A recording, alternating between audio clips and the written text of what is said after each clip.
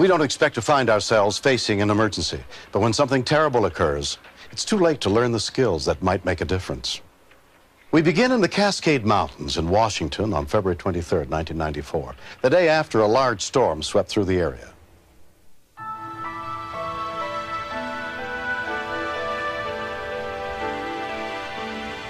We had an incredible amount of snow, 65 inches in 24 hours, which is 3 inches taller than I am. There was a great deal of difficulty keeping the area open at all. A lot of the problem was avalanche danger. When you get that much snow, you lose people sometimes. Yeah, you see all the snow? Tons of snow. On that day, John Caples and his 19-year-old son Andy had come up to Crystal Mountain Ski Resort.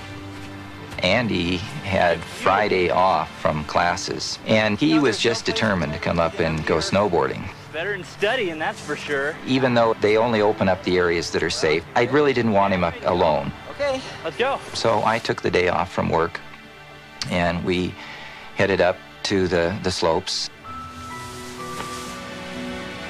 I'm very close with my son, so if Andy wanted to ski and to snowboard, that was my opportunity to have that kind of time with him.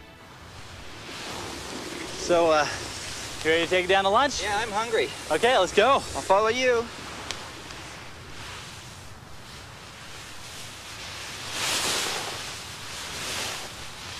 Andy is pretty aggressive all the time.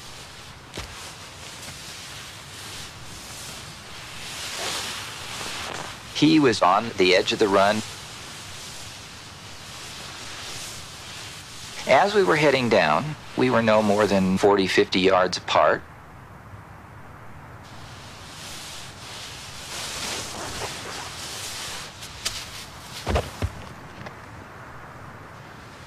I saw him one moment, and in the next moment, Andy disappeared.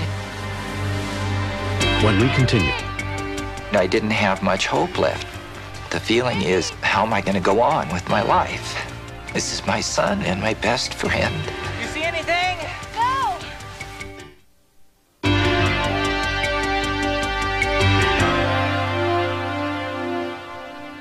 John Caples had been snowboarding behind his son Andy. When he came around a corner, Andy was gone. Andy?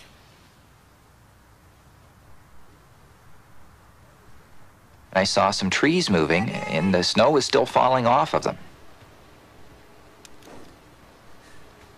Andy? Andy? I knew that if he was all right, he would answer me. I got this awful feeling in the pit of my stomach that something was very wrong and that I needed to get help. 19-year-old Kim Hoffman happened to be skiing by. My son snowboarded off The man said he couldn't find his son. Get ski patrol. Are you sure that he went in here? I figured that it would be really dangerous if he got caught back there because of the amount of powder that we have had. He would be buried. Well, I'm an EMT. Let me stay and help you. So, since I'm an EMT and a firefighter, I told him that I would stay and help him. Stop, stop! Can you go and get ski patrol? And I asked another passing by skier to go and get ski patrol.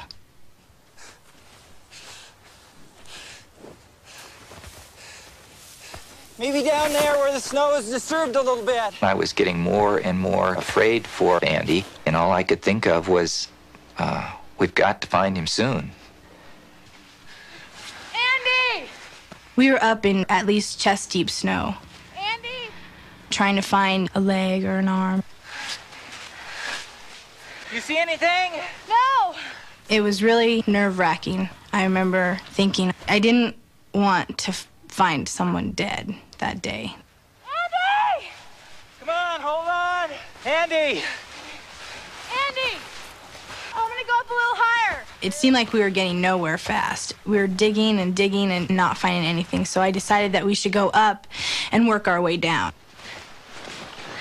More than 15 minutes had passed. I was just feeling around with my hands, and I hit something hard. I found it! The moment I saw his snowboard, I feared for the worst. Dick, we gotta hurry. I feared that Andy'd been under there so long that he wasn't going to make it. Hang on, Andy!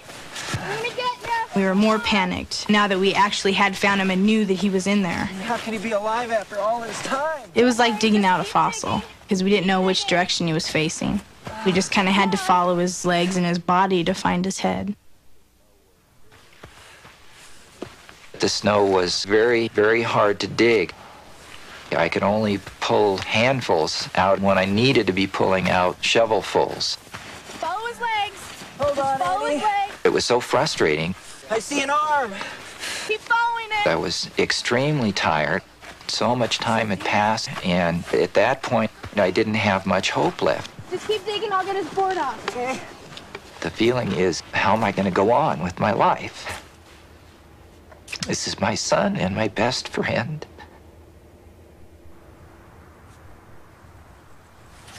I thought he was about ready to give up because he kept saying, oh my God, I know he's dead, I know he's dead. Find him, just keep digging. I said, no, he's not. Just keep digging, and we'll get him out and everything will be okay.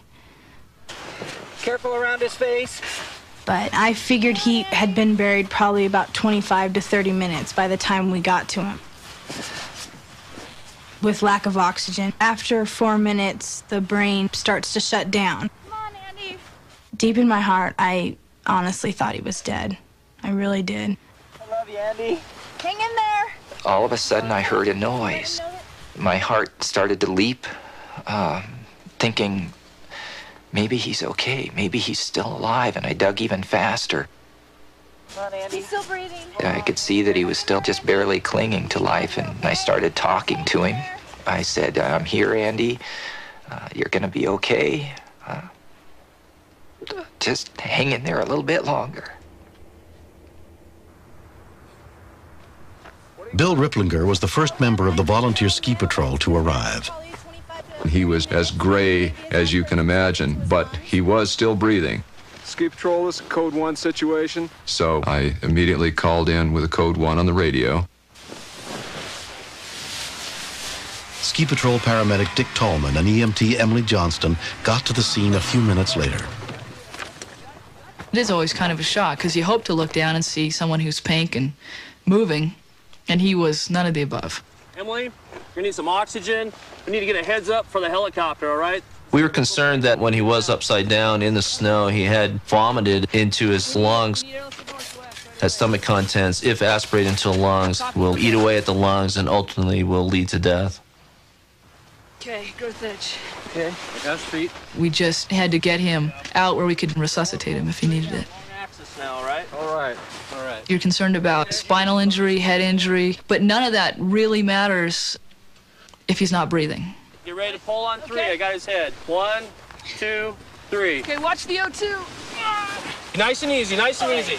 During all that time, I'm kind of in a bit of a haze. I'm looking around for my gloves, and I was thinking, maybe I'm not going to need these anymore.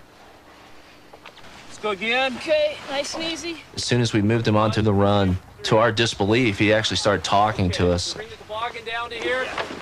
He's definitely the bluest person I've ever seen talking in my life. We're gonna get you out of here, almost out. Can you hear me? If he had not been skiing with his father, no one would have known that he was gone. And he wouldn't have been found until sometime in the summertime when all of the snow had melted. All right, here you go.